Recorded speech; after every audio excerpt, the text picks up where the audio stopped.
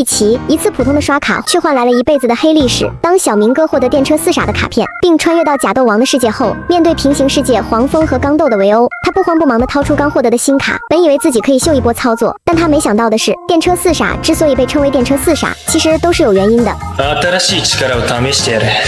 当たらないと答えは聞いてない。答えは聞いてない。どういう意味だ？俺に聞きた！碧琪说好的全新力量呢？怎么只有这些傻子的蠢货语录？还自己丢人就算了，可怜的小明哥还因此挨了一顿毒打。也就是从这以后，小明哥再也没怎么用过电王系列的卡了。毕竟这个卡真的只是强制重复动作和音效，除了丢人以外，没有其他任何效果。